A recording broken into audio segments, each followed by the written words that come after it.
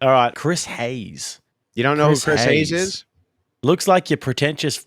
You have to understand. I think I don't remember if he was CNN or MSNBC, which one he was with as a commentator, but he was either with the Communist News Network or Crescent News Network, CNN, or again, I don't remember which, but he was a very popular political commentator for a while with the legacy media, always bashing, again, like most of those political pundits did, on the right, incessantly about the right, and that's it. Very rarely brought on, by the way, right-wing guests to even defend themselves. Very rarely do this. They just talk shit to pictures of them. That's what they did for years. So this is his reaction on the left to Jimmy Kimmel, and then juxtaposed with his Tucker reaction. ABC made the announcement Kimmel would indeed be taken off the air indefinitely. And this is just the latest chapter in Donald Trump's ongoing campaign to crack down on free speech, dominate the media, and essentially render the First Amendment meaningless. So it was for the journeyman cable news host Tucker Carlson, just fired from his third network. He believed he could say anything, no matter how vile, no matter how disgusting, no matter how offensive, no matter how dehumanizing or belittling. And if you act like a sociopath over and over and over and over, you will become unpopular on the national stage. That's just like a basic principle. Over time, probably not going to work out well for you in the long run. Eventually, people will be rightly offended, disgusted by it. ABC made the... Now, glowing. He's glowing about Tucker. Yeah, and let's also point out the fact that besides the immediate knee-jerk reaction of hypocrisy, which is, of course, what is trying to be pointed out here, is the circumstances here with Carlson. He's simply pointing out that if you are a bad guy, public sentiment's going to turn against you, and this is what you should expect.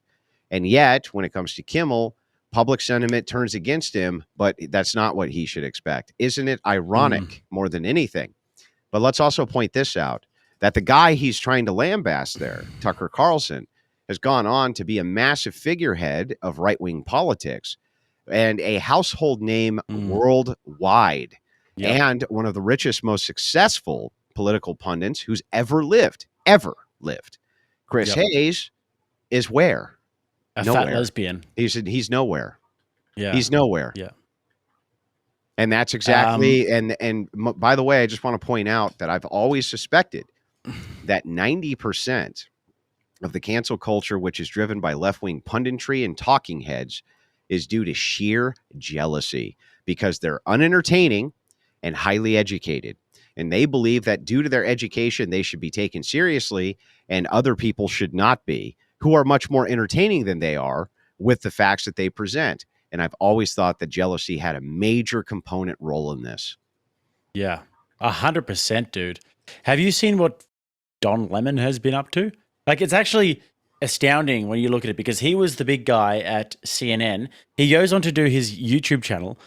Elon Musk offers him a spot on X, and I call him Diva Don. Diva Don says to him, you need to fly me out on private. You need to pay me X amount of money. You need to have me and my gay boyfriend get us massages, put us up in 5-star hotels, making all these demands of Elon. And Elon says, actually, you know what? Don't worry about it. I don't want to work with you. You seem like a bit of a diva.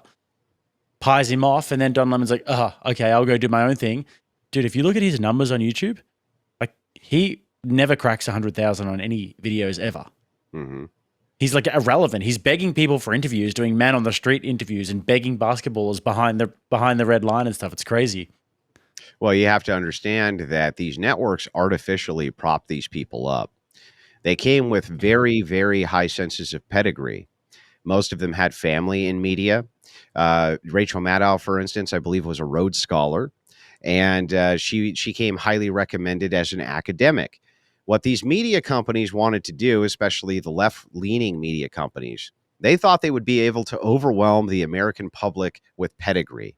They thought if we have a very, very high, sophisticated class of political pundits who are highly educated by whatever standard they thought that was, usually Ivy League schools or various things like this, that they will overwhelm the American public with their kind of, pedigree and that their education would be able to relay these complex messages in such a sophisticated way that Americans would just fall in love. And the opposite happened. Actually, there was a backlash. What happened is they were unable to frame their message in any way that the common man could relate to them at all.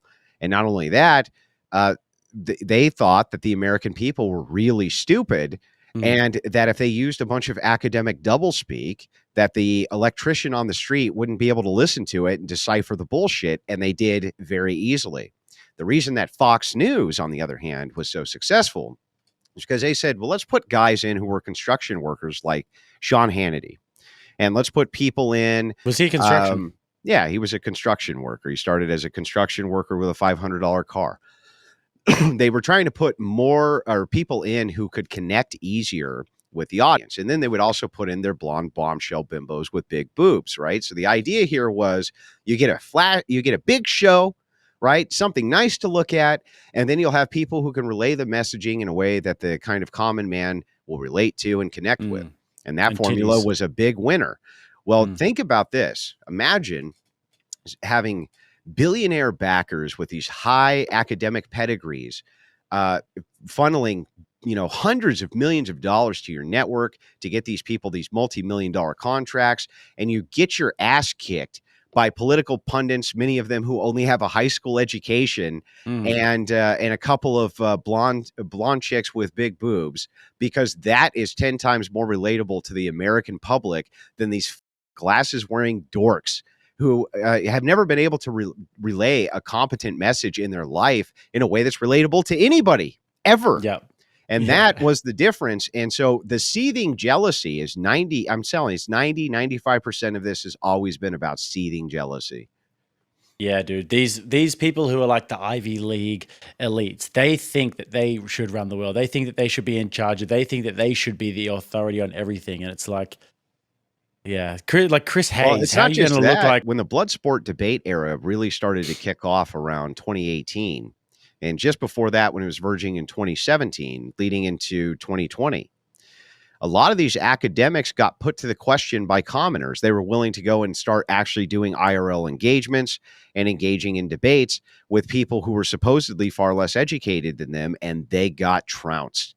I mean, brutally trounced at every turn, and kind of the mask fell off, right? That if you're outside of the echo chamber, you can't even contain the worldview. It just falls apart the second it's under scrutiny. So these people lost their edge in almost every single aspect of what it was that they were trying to accomplish. And that's why the legacy media has died. I mean, it's dead. It's not that it's still alive and kicking a little bit. You know what I mean? It's going to make a comeback. It is dead. Oh, yeah. Yeah, completely.